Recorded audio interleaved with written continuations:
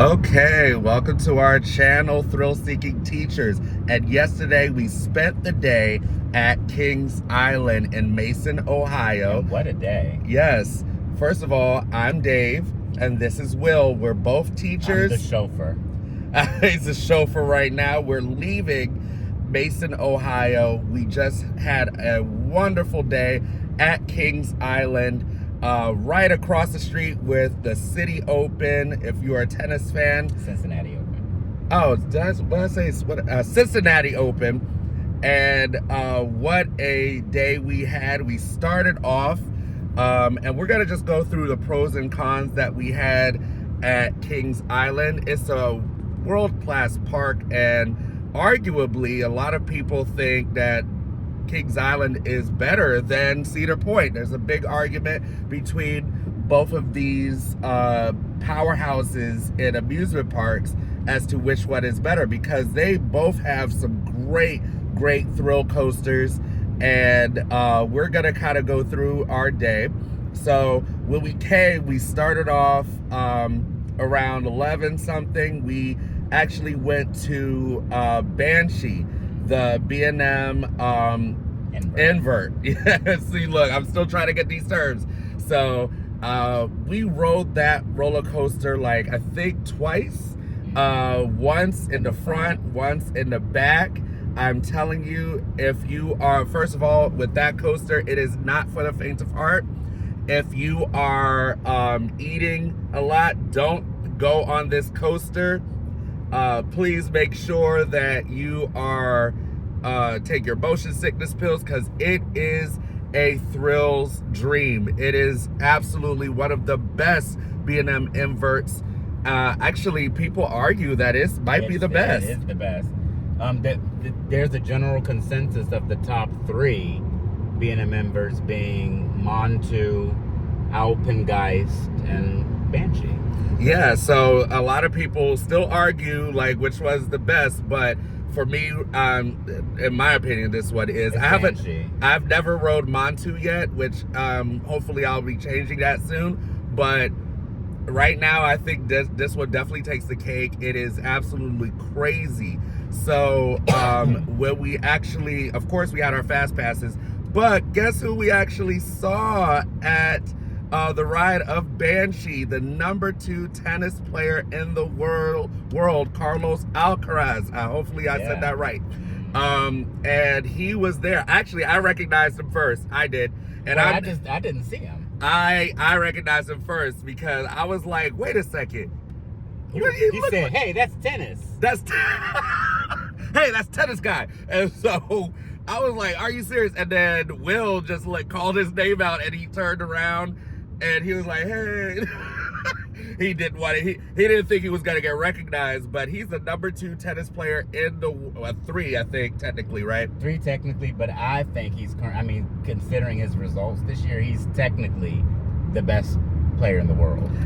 You'll get a lot of arguments in the comments probably about that, but he is definitely a world-class player.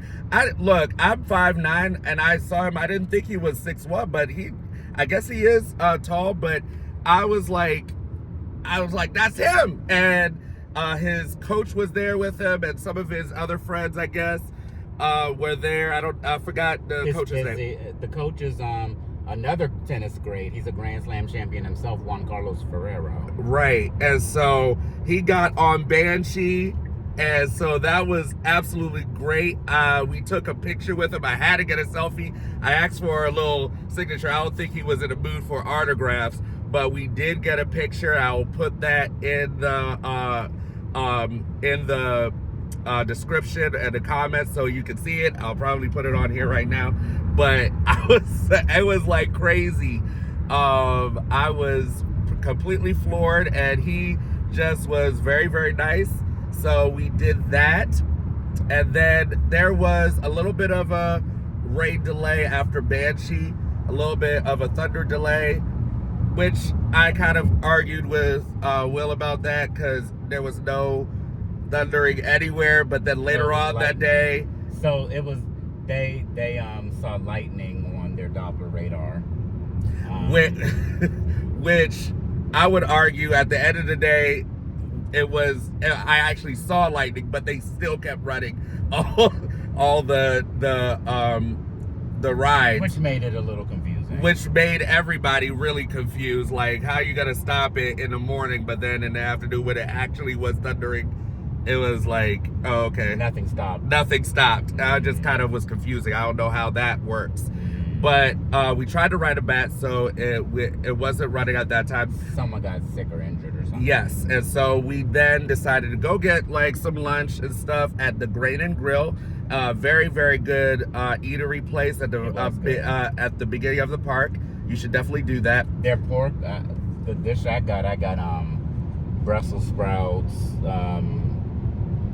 fried rice, and their pork dish or something. Yeah, it was really good. The fried rice definitely was good. The Brussels sprouts are definitely a favorite, so that might be also a really good thing to do. It's at the beginning of the park, but at the end of the day, I saw that there was an actual restaurant at the gate at the top. At the top. So I don't know if anybody ever actually went to that eatery place. If you have, please comment what it was like.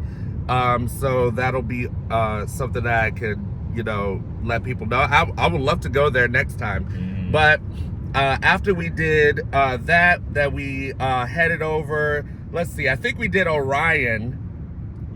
Yes, we did Orion.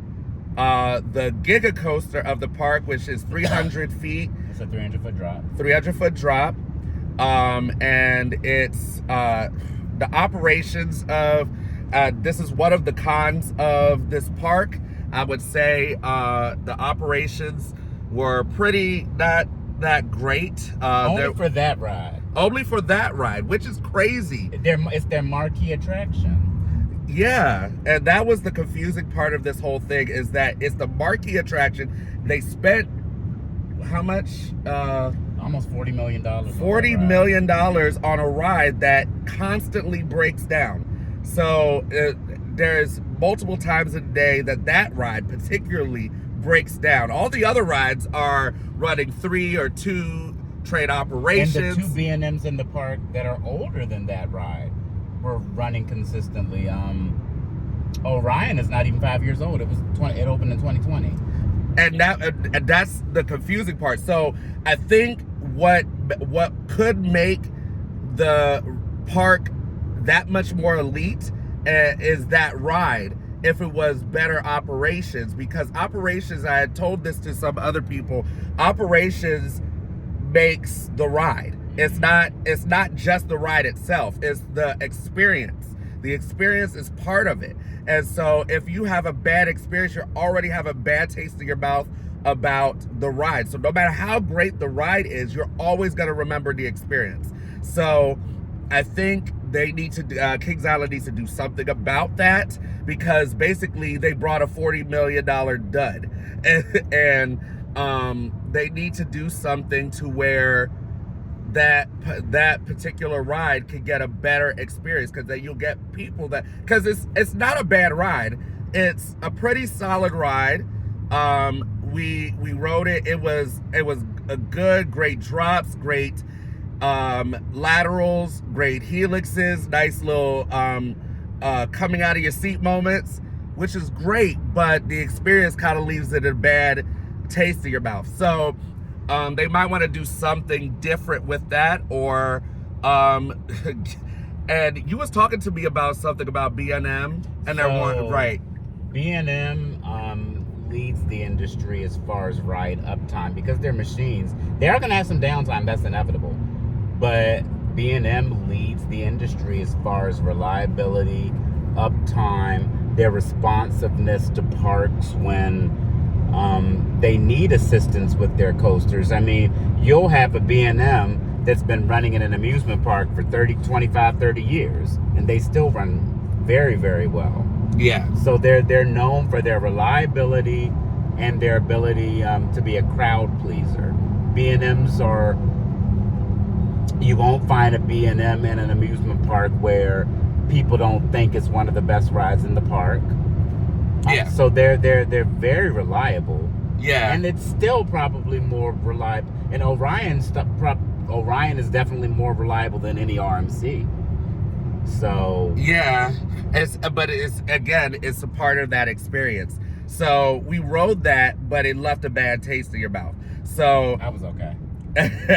so it was kind of a delay at the ride, and then we had to wait and wait for them to keep running it, and eventually we got on the ride. So we did that. Then we got to Diamondback, right?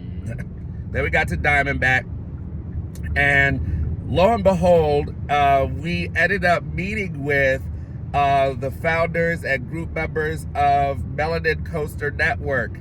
The Melanin Coaster Network is 2,000 strong of people of all walks of life, different races, different colors, that love coasters, and they are a very big club, and we follow them, and we followed their work, and it was kind of like seeing another celebrity.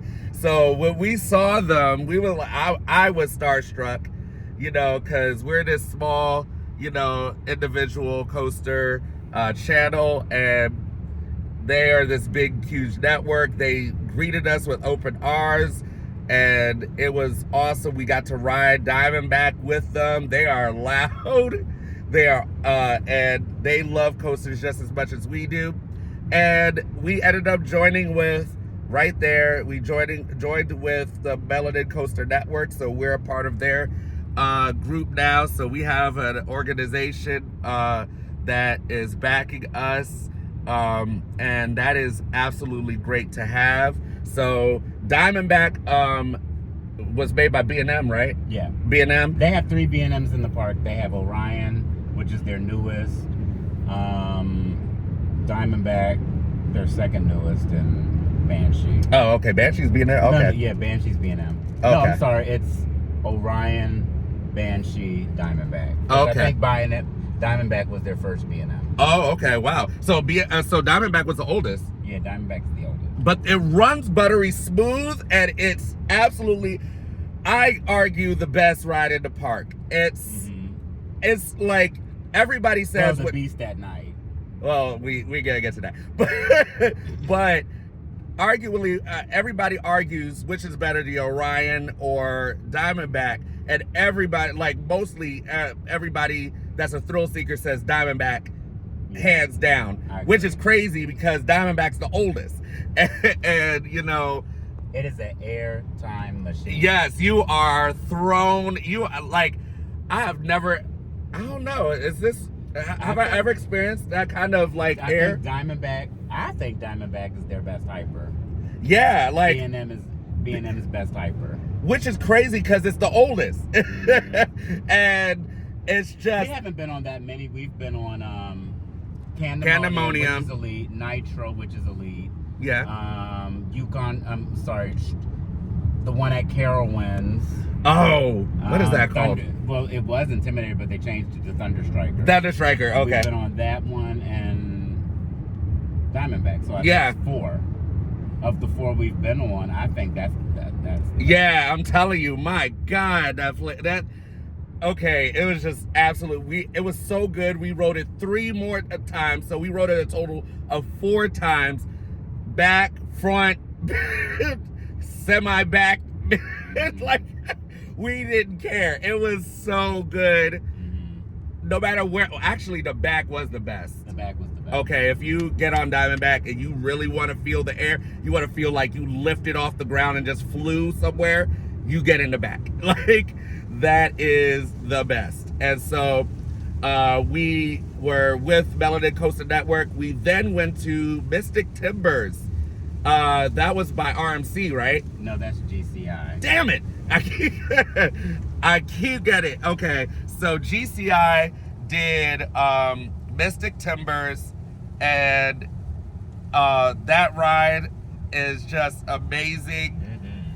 If it is not what it's a misconception, sometimes they think that they could take little kids on that ride.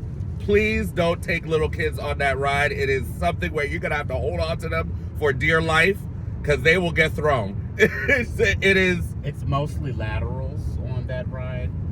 it's like lateral after lateral airtime. Yes. Which is fun. Some people are like, it's a one-trick pony. But I think Mystic Timbers is GCI's most elite coaster. Some people argue that Thunderhead at Dollywood, yeah, it's just is their most elite coaster. Some people argue that what's the one at Knott's? Ghost Rider. Oh, I've never been there. I want to go there. The one at Knott's, Ghost Rider, is their best. So, but GCI, they have those 3 masterpieces, right, for people to compare. I think Mystic Timbers is the best. It was awesome. We rode that twice, and I'm very excited to be a part of Melanin Coaster Network, because now we get to have the opportunity to go to Hollywood Nights, which is the coaster head's dream. They take away all the trim brakes and they just let us fling everywhere. They fling us everywhere, and that is going to be exciting. They don't staple you in the yep, and we're just going to get flung around. I can't wait for it. But what I was about to say. So Mystic Timbers is great. The only part that is kind of takes it away a little bit is that ending part. I'm not gonna give it away for people who are a part of it, but just who actually never rode it. But don't expect anything at the end. It's a great great ride at the beginning, middle, and it's kind of but it's just a great ride. Anyway, you're gonna enjoy yourself. You're gonna love it. And then we took a little bit of a break. We went to the great water park, Soak City. I've never actually went to the water side of Kings Island, but it is an elite water park there. I did not even realize that it was just really nice. If you are not just a coaster head, but you want to have some great flat rides, you want to have some great water park experience as well, definitely Soak City is awesome. The wave pools, there are like 3 of them. It was 2. It was 2. Well, they had a small one. They had a small part for the little babies. And so it's just great elite water slides. I got to put my feet in, relax, have a good relaxing time. We spent the whole day there. The whole day. Yeah, until we closed the place down. So we were there for a long time. So it was great. We did that, and then got onto the Beast during the daytime. So the Beast is how do I describe it? It's a wooden coaster that was made by Kings Island. One of the engineers at Kings Island made this elite wooden ride, the longest wooden coaster in the world. And it is such an elite ride.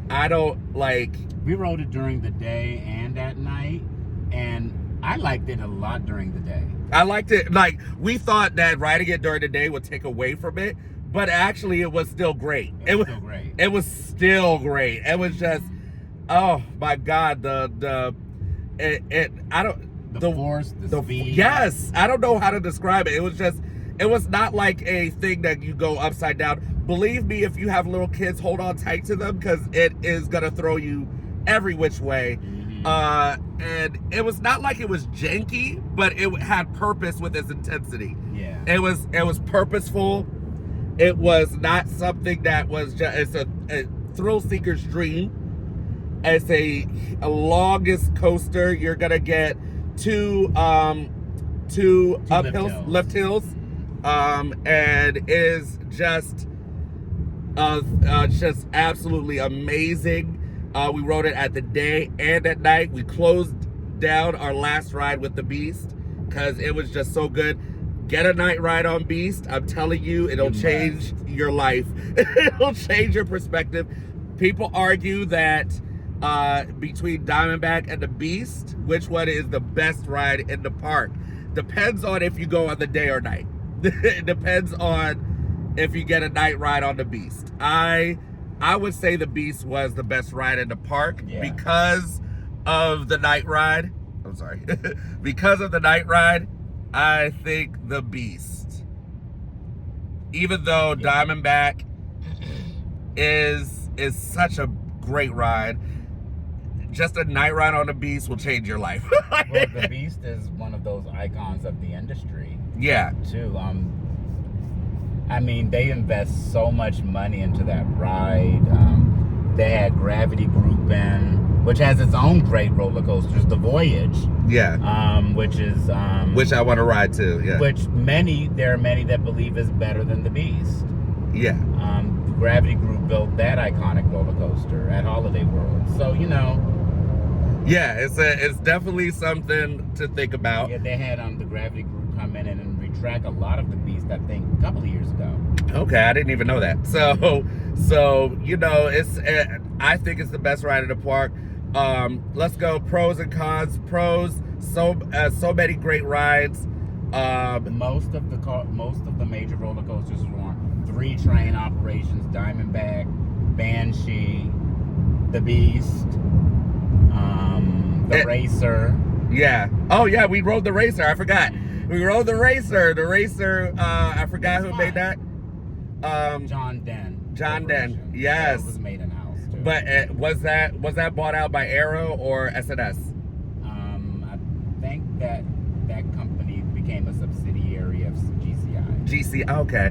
All right. So we rode that. That was a racing coaster, dueling coaster. That was pretty good too. Lots of fun. Great family coaster.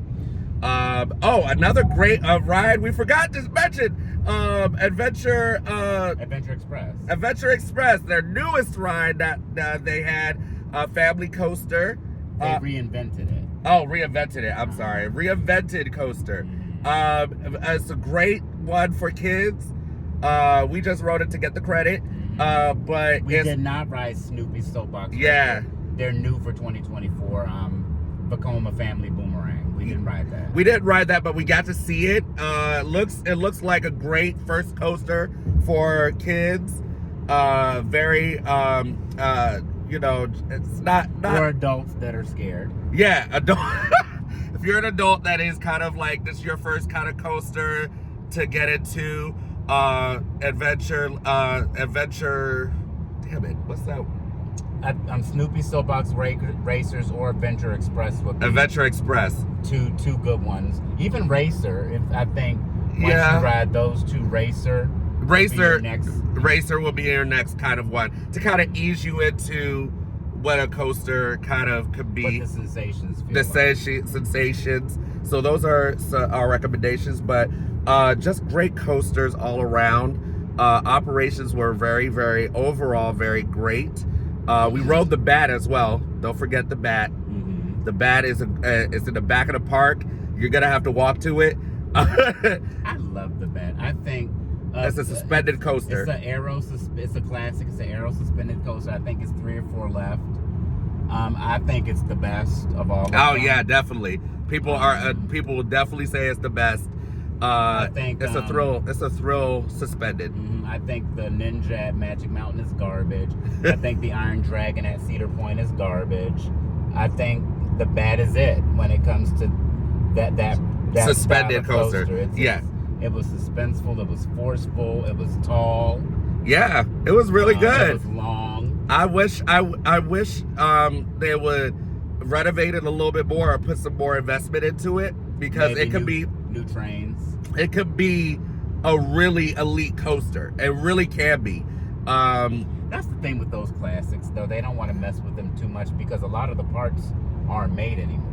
Yeah, but they could be reinvented. Mm-hmm. You know, if they really want to put some effort into it, because they do. More a lot effort. Of money.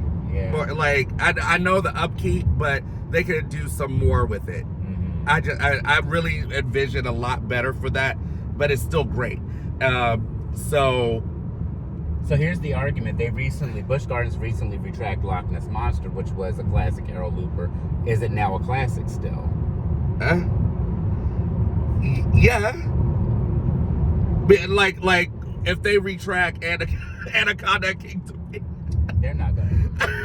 King's Dominion, because I don't like Aero. I don't like Aero. I mean, it's funny.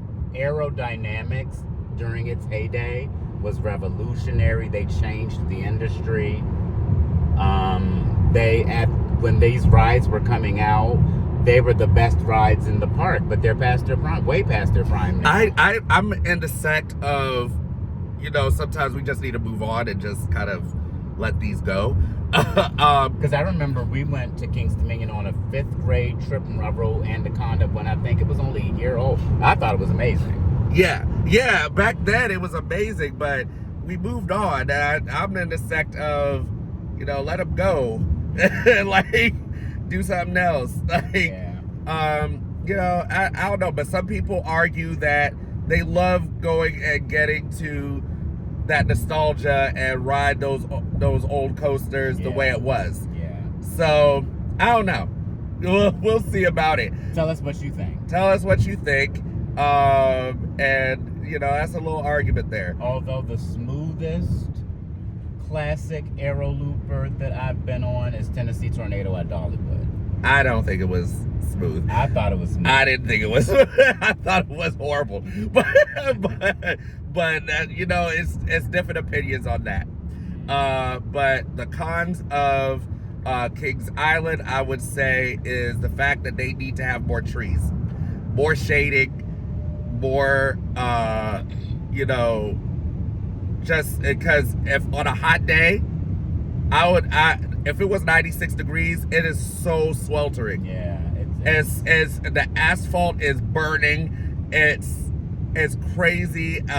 Like there's no kind of like trees to cover up shade. Naturally, trees are, shade producing and take away some of the heat from the sun and makes it a little bit more comfortable for your guests. It's just kind of, I think they need to start thinking about the guest experience and how, some of the wait lines, they don't even have a cover. They just let them swelter. If you notice at Hershey, for a lot of their queues, they'll have poles with fans on them. Yeah. That shoot out mist, and I don't find that at all at Kings Island. They just don't care. Like, I think that's something that they should think about. And the thing that annoyed me as someone that managed teams was the lack of communication that the senior staff did with their entry-level staff. For example, with Orion, we saw all of the senior staff on the other side of the train, and the people that managed the lines had no idea what was happening. And people are asking them stuff, and they're like, well, why don't, and the response of some of the patrons is, well, why don't you know? I don't know. They didn't tell me. I think, and I might understand, well, it's not open all year round. It's a seasonal park. It's only open for 7.5 months. Yeah. And then, they might have a large rotation of staff, so they may not train them the way they want to. Yeah. And I get that, but just lack of information when things go wrong can be very frustrating to the patrons in the park. So I think they could do a little better job when things go wrong at rides to, communicate it all the way down to your entry-level staff. Or make a big announcement. Yeah, or make an which they didn't do with Orion. Yeah. They could have. Yeah. And so just better operations in terms of communication between senior staff and the lower level entry level staff. Okay. So, and that could be done. But I mean, overall we had an awesome experience. Great day. Spent all day there. Tell us where we should go next. Well, we are doing Canada's Wonderland next. The thing about Canada's Wonderland, I've been there before. It's so top heavy with their collection, and then after the top 5, they have 18 roller coasters. After the top 5, the quality just degrades immensely. That's why everyone is so happy that they're getting this new launch coaster by Premier Rides next year. So at least they have, 6 high quality rides. So that's the thing about Canada's Wonderland. Stay tuned for that one. Mm-hmm. Okay. And Silver Dollar City. Okay. If you like our channel, want to help support, like, comment, and subscribe to the channel. We are coaster enthusiasts and we are teachers. Thrill-seeking teachers. Signing out. Bye.